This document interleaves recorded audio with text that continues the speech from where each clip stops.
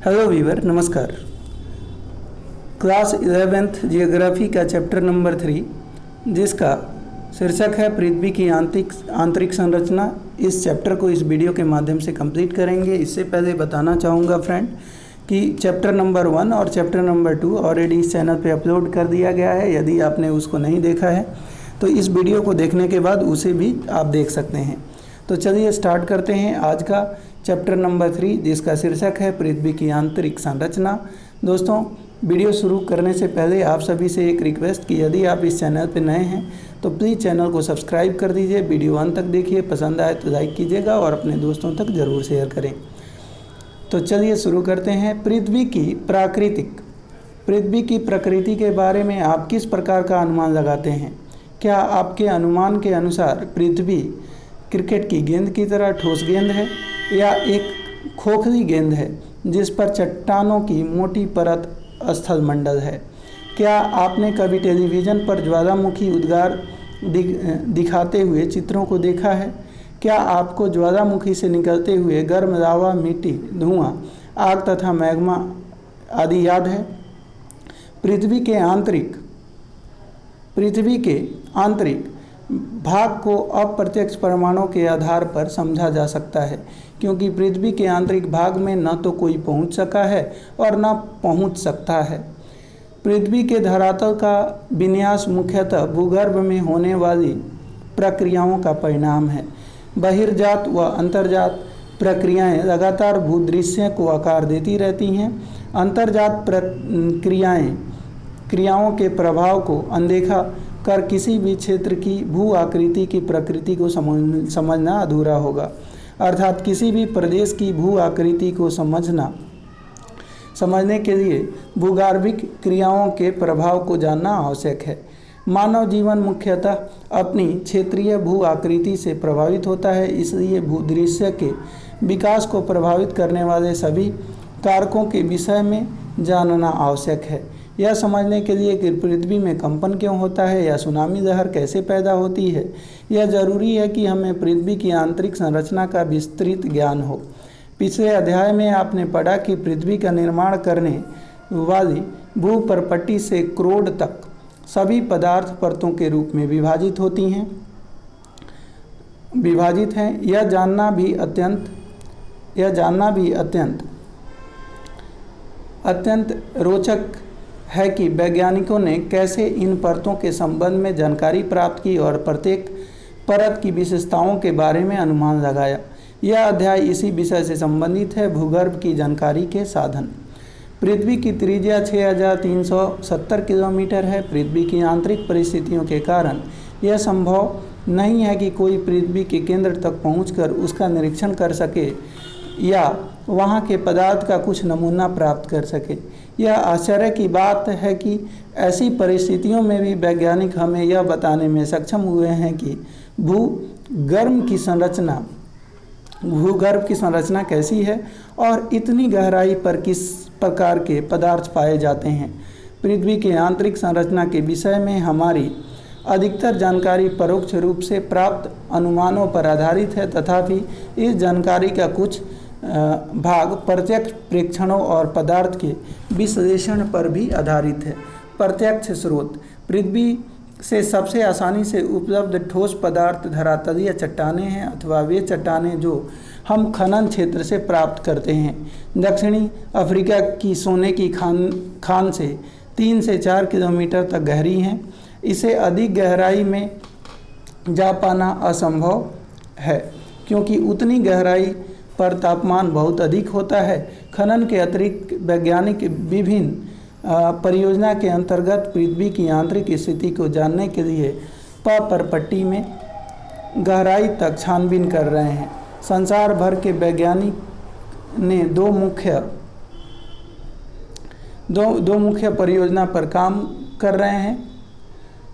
ये हैं गहरे समुद्र में प्रवेधन परियोजना, डीप ओशन ड्रिलिंग प्रोजेक्ट, व समन्वित महासागरीय प्रवेधन परियोजना, इंटीग्रेटेड ओशन ड्रिलिंग प्रोजेक्ट। आज तक सबसे गहरा प्रवेधन आर्कटिक महासागर में कोला क्षेत्र में 12 किलोमीटर गहराई तक किया गया है। इन परियोजना तथा बहुत सी अन्य गहरी खुदाई परियोजना के अंतर्गत विभिन्न गहराई से प्राप्त पदार्थों के विश्लेषण से हमें पृथ्वी की आंतरिक संरचना से संबंधित असाधारण जानकारी प्राप्त हुई है। ज्वालामुखी उद्गार प्रत्यक्ष जानकारी का एक अन्य स्रोत है। जब कभी भी ज्वालामुखी उद्गार से लावा पृथ्वी के धरातल पर आता है, यह प्रयोगशाला अन्वेषण के लिए उपलब्ध होता है। यद्यपि इस बात का निश्चय कर पाना कठिन है कि यह मैग्मा कितनी गहराई से निकला है। अप्रत्यक्ष स्रोत पदार्थ के गुण धर्म के विश्लेषण से पृथ्वी के आंतरिक भाग की अप्रत्यक्ष जानकारी प्राप्त होती है। खनन क्रिया से हमें पता चलता है कि पृथ्वी के धरातल में गहराई बढ़ने के साथ साथ तापमान एवं दबाव में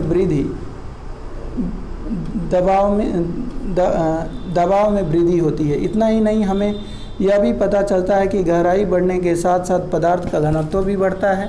तापमान, दबाव व घनत्व में इस परिवर्तन की दर को आंका जा सकता है। पृथ्वी की कुल मोटाई को ध्यान में रखते हुए वैज्ञानिकों ने विभिन्न गहराइयों पर पदार्थ के तापमान, दबाव एवं घनत्व के मान को अनुमानित किया है। प्रत्येक परत के संदर्भ में इन लक्षणों का सविस्तार वर्णन इसी अध्याय में आगे किया गया है। पृथ्वी की आंतरिक जानकारी का दूसरा अप्रत्यक्ष स्रोत उल्काएं हैं, जो कभी कभी धरती पर पहुंचती हैं। हालांकि हमें यह भी ध्यान रखना चाहिए कि उल्काओं के विश्लेषण के लिए उपलब्ध पदार्थ पृथ्वी के आंतरिक भाग से प्राप्त नहीं होते हैं, परंतु उल्काओं से प्राप्त पदार्थ और उनकी संरचना पृथ्वी से मिलती जुलती हैं। ये उल्काएं वैसे ही पदार्थ के बने ठोस पिंड हैं जिससे हमारा ग्रह बना है। अतः पृथ्वी की आंतरिक जानकारी के लिए उल्काओं का अध्ययन एक अन्य महत्वपूर्ण स्रोत है। उल्काओं का अध्ययन एक अन्य महत्वपूर्ण स्रोत है। अन्य अप्रत्यक्ष स्रोत में गुरुत्वाकर्षण, महत्वपूर्ण स्रोत में गुरुत्वाकर्षण, चुंबकीय क्षेत्र व भूकंपीय संबंधी क्रियाएं शामिल हैं। पृथ्वी के धरातल पर भी विभिन्न अक्षांशों पर गुरुत्वाकर्षण बल एक समान नहीं होता है। यह गुरुत्वाकर्षण बल ध्रुवों पर अधिक एवं भूमध्य रेखा पर कम होता है। पृथ्वी के केंद्र से दूरी के कारण गुरुत्वाकर्षण बल ध्रुवों पर अधिक और भूमध्य रेखा पर कम होता है। गुरुत्व का काम पदार्थ के द्रव्यमान के अनुसार भी बदलता है। पृथ्वी के भीतर पदार्थों का असमान वितरण भी इस भिन्नता को प्रभावित करता है। अलग अलग स्थानों पर गुरुत्वाकर्षण की भिन्नता अनेक अन्य कारकों से भी प्रभावित होती है। इस भिन्नता को गुरुत्व विसंगति, ग्रेविटी एनोमली कहा जाता है। गुरुत्व विसंगति हमें भूपरपट्टी से पदार्थों के द्रव्यमान के वितरण की जानकारी भी देती है।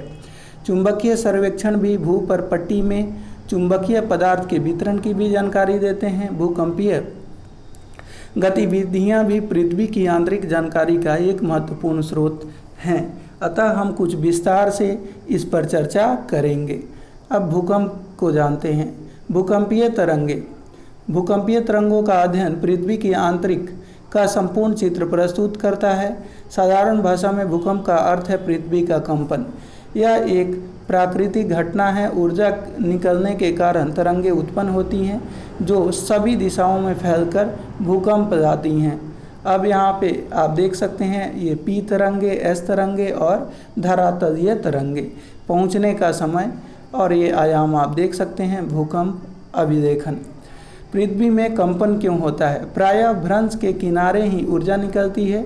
भूपरपट्टी की सैलों में गहन दरारें ही भ्रंश होती हैं। भ्रंश दोनों तरफ सैलें विपरीत दिशा में गति करती हैं। जहां ऊपर के सैलखंड दबाव डालते हैं, उनके आपस का घर्षण उन्हें परस्पर बांधे रखता है। फिर भी अलग होने की प्रवृत्ति के कारण एक समय पर घर्षण का प्रभाव कम हो जाता है, जिसके परिणाम स्वरूप सैलखंड विकृत होकर अचानक एक दूसरे के विपरीत दिशा में सरक जाते हैं। इसके परिणाम स्वरूप ऊर्जा निकलती है और ऊर्जा तरंगे सभी दिशाओं में गतिमान होती है। वह स्थान जहाँ से ऊर्जा निकलती है भूकंप का उद्गम केंद्र यानी फोकस कहलाता है। इसे अवकेंद्र यानी हाइपोसेंटर भी कहा जाता है। ऊर्जा तरंगें अलग अलग दिशाओं में चलती हुई पृथ्वी की सतह तक पहुंचती हैं। भूतल पर वह बिंदु जो उद्गम केंद्र के समीपतम होता है अधिकेंद्र कहा जाता है। अधिकेंद्र पर ही सबसे पहले तरंगों को महसूस किया जाता है। अधिकेंद्र उद्गम केंद्र के ठीक ऊपर यानी 90 डिग्री पर होता है। भूकंपीय तरंगे सभी प्राकृतिक भूकंप स्थल मंडल लिथोस्फीयर में ही आते हैं। इसी अध्याय में आगे आप पृथ्वी की विभिन्न परतों के बारे में भी पढ़ेंगे। अभी इतना समझ लेना पर्याप्त है कि स्थलमंडल पृथ्वी के धरातल से 200 किलोमीटर तक की गहराई वाले भाग को कहते हैं। भूकंप मापी यंत्र सेस्मोग्राफ सतह पर पहुंचने वाली भूकंप तरंगों को अभिलेख करता है। चित्र 3.1 भूकंपीय तरंगों का अभिलेख वक्र कर्व दिखाता है। यह वक्र 3 अलग बनावट वाली तरंगों को प्रदर्शित करता है। बुनियादी तौर पर भूकंपीय तरंगें 2 प्रकार की होती हैं, भूगर्भिक तरंगें बॉडी वेव्स व धरातलीय तरंगें यानी सरफेस वेव्स। भूगर्भिक तरंगें उद्गम केंद्र से ऊर्जा के मुक्त होने के दौरान पैदा होती हैं और पृथ्वी के अंदरूनी भाग से होकर सभी दिशाओं में आगे बढ़ती हैं, इसलिए इन्हें भूगर्भिक तरंगे कहा जाता है। भूगर्भिक तरंगे एवं धरातलीय शैलों के मध्य अन्योन्य क्रिया के कारण नई तरंगे उत्पन्न होती है, जिन्हें धरातलीय तरंगे कहा जाता है। ये तरंगे धरातल के साथ साथ चलती हैं। तरंगों का वेग अलग अलग घनत्व वाले पदार्थ से गुजरने पर परिवर्तित हो जाता है। अधिक घनत्व वाले पदार्थों में तरंगों का वेग अधिक होता है। साथ ही साथ पदार्थों के घनत्व में विभिन्नताएं होने के कारण परावर्तन व आवर्तन होता है, जिससे इस तरंगों की दिशा भी बदलती है। भूगर्भीय तरंग भी 2 प्रकार की होती हैं, जिन्हें पी तरंगे व एस तरंगे कहा जाता है। पी तरंगे तीव्र गति से चलने वाली तरंगे हैं और धरातल पर सबसे पहले पहुंचती हैं। इन्हें प्राथमिक तरंगे भी कहा जाता है। पी तरंगे ध्वनि तरंग जैसी होती हैं। ये गैस, तरल व ठोस तीनों प्रकार के पदार्थों से गुजर सकती हैं। एस तरंगे धरातल पर कुछ समय अंतराल के बाद पहुंचती हैं। ये द्वितीयक तरंगे कहलाती हैं। एस तरंगे के विषय में एक महत्वपूर्ण तथ्य यह है कि यह केवल ठोस पदार्थ में के ही माध्यम से चलती हैं। एस तरंगों की एक महत्वपूर्ण विशेषता है। इसी विशेषताओं ने वैज्ञानिकों को भूगर्भीय संरचना समझने में मदद की। परावर्तन से तरंगें प्रतिध्वनित होकर वापस लौट आती हैं, जबकि आवर्तन से तरंगें कई दिशाओं में चलती हैं। भूकंप रेखी पर बने आरेख से तरंगों की दिशा भिन्नता का अनुमान लगाया जाता है। धरातलीय तरंगें भूकंप रेखी पर अंत में अभिलेखित होती हैं। ये तरंगें ज़्यादा विनाशकारी होती हैं। इनसे शैल विस्थापित होते हैं और इमारतें गिर जाती हैं। भूकंपीय तरंगों का संचरण भिन्न भिन्न प्रकार की भूकंपीय तरंगों के संचरित होने की प्रणाली भिन्न भिन्न होती है। जैसे ही संचरित होती हैं तो शैलों में कंपन पैदा होती है। पी तरंगों से कंपन की दिशा तरंगों की दिशा के समानांतर होती है। यह संचरण गति की दिशा में ही पदार्थ पर दबाव डालती है। साथ ही साथ इसके दबाव के फलस्वरूप पदार्थ के घनत्व में भिन्नता आती है और शैलों में संकुचन व फैलाव की प्रक्रिया पैदा होती है। अन्य 3 तरह की तरंगे संचरण गति के समकोण दिशा में कंपन पैदा करती हैं। एस तरंगे ऊर्ध्वाधर तल में तरंगों की दिशा के समकोण पर कंपन पैदा करती हैं। अतः ये जिस पदार्थ से गुजरती हैं उसमें उभार व गर्त बनाती हैं। धरातलीय तरंगे सबसे अधिक विनाशकारी समझी जाती हैं।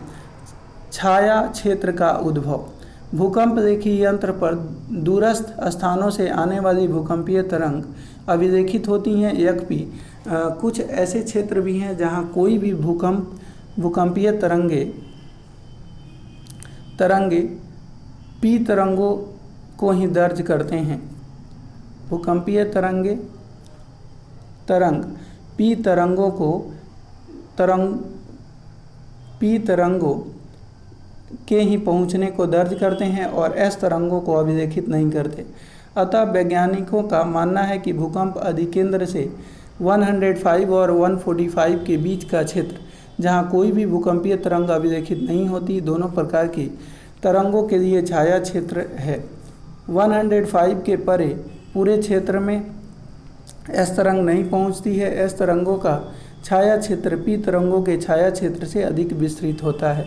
भूकंप अधिकेंद्र के 105 से 145 तक पी तरंग का छाया क्षेत्र एक पट्टी के रूप में पृथ्वी के चारों तरफ प्रतीत होता है।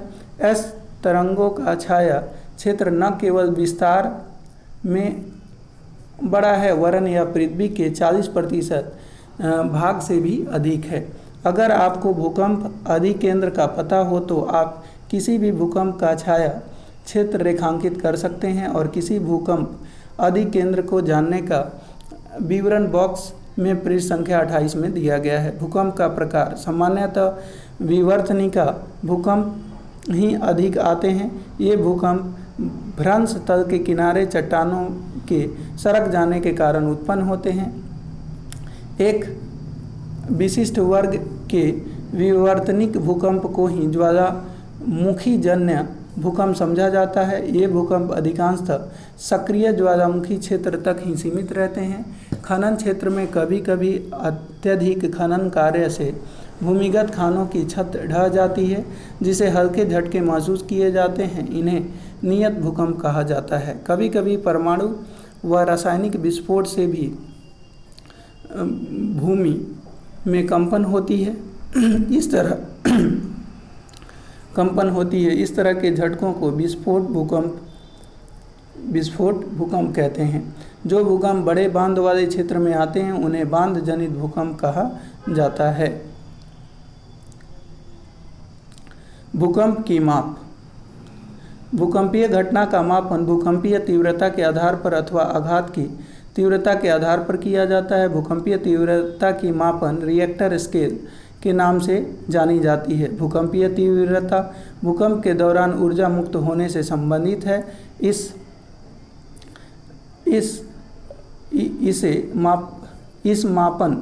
मापनी के अनुसार भूकंप की तीव्रता 0 से 10 तक होती है। आघात की तीव्रता या गहनता इंटेंसिटी स्केल को इटली के भूकंप वैज्ञानिक मार्केली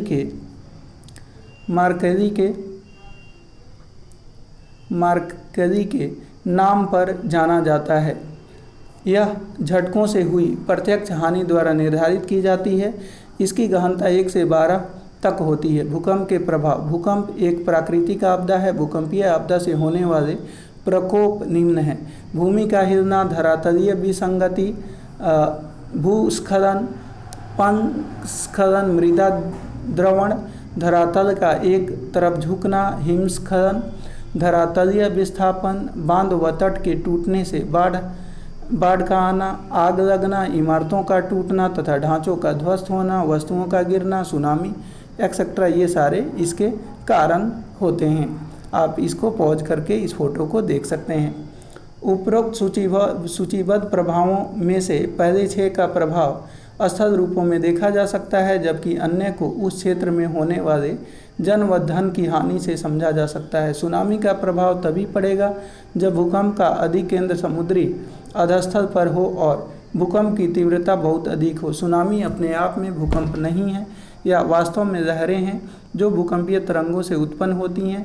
यद्यपि मूल रूप से कंपन की क्रिया कुछ ही सेकंड रहती है, फिर भी यदि भूकंप की तीव्रता रिएक्टर स्केल पर 5 से अधिक है तो इसका परिणाम अत्यधिक विनाशकारी सिद्ध होता है। भूकंप की आवृत्ति।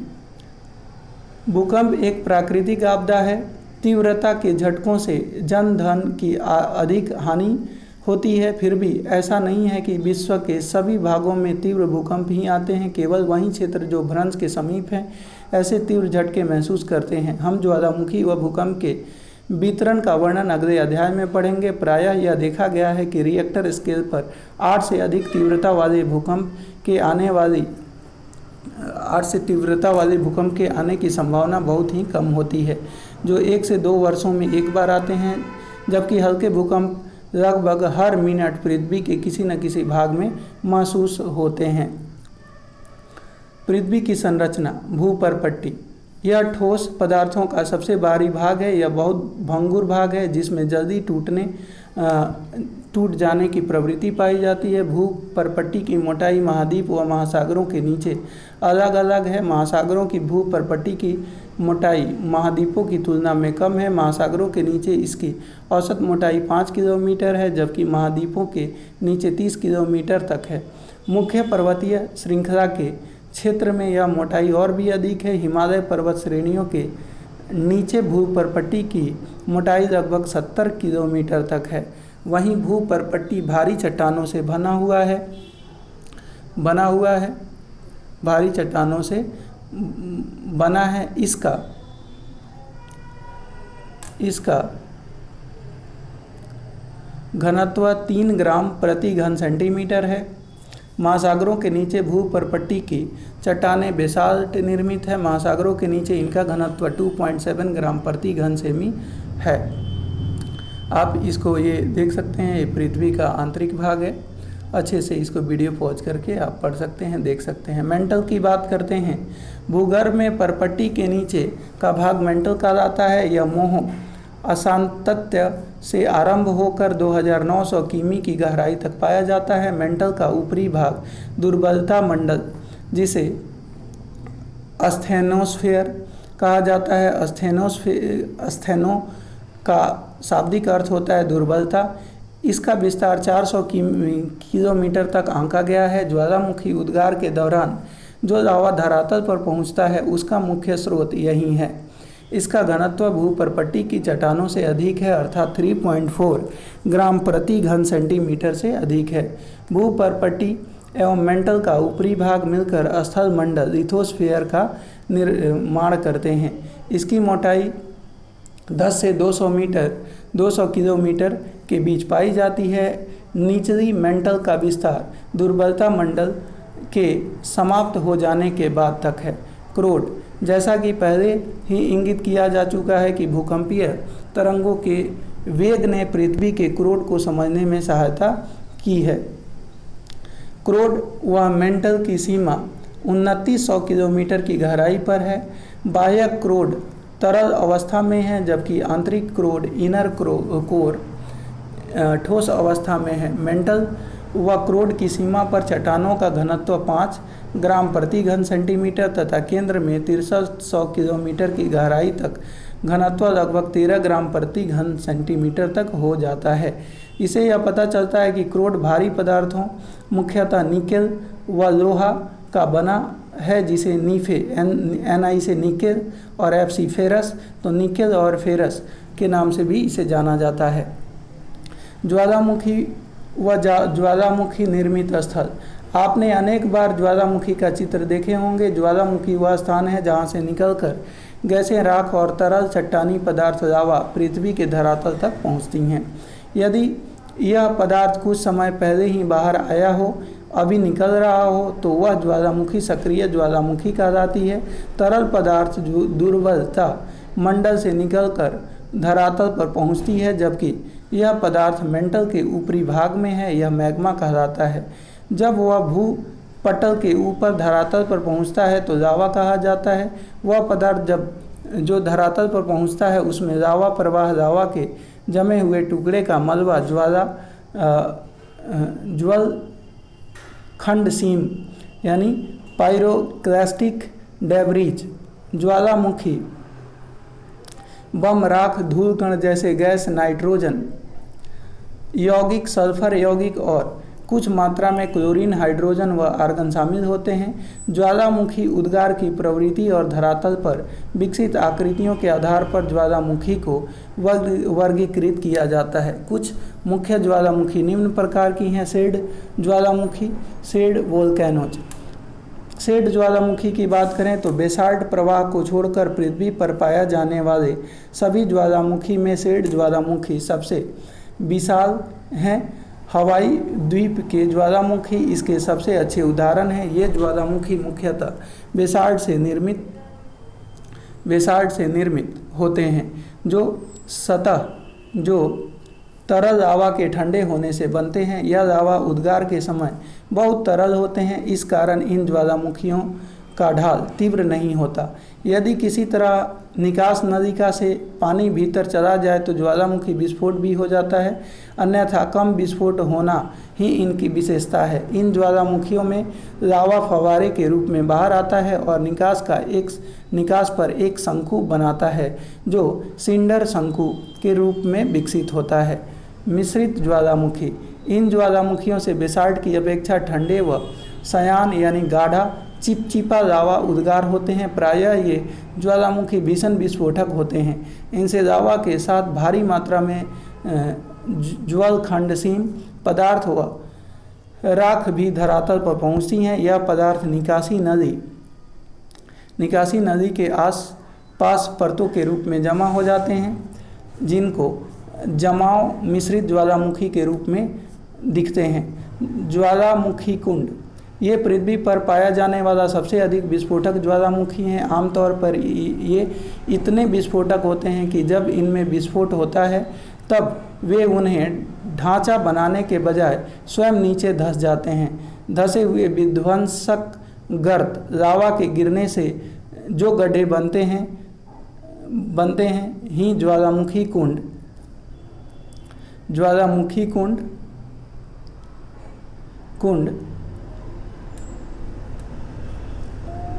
कहलाते हैं। इनका यह विस्फोटक रूप बताता है कि इन्हें लावा प्रदान करने वाले मैग्मा के भंडार न केवल विशाल हैं वरन इनके पास स्थित हैं।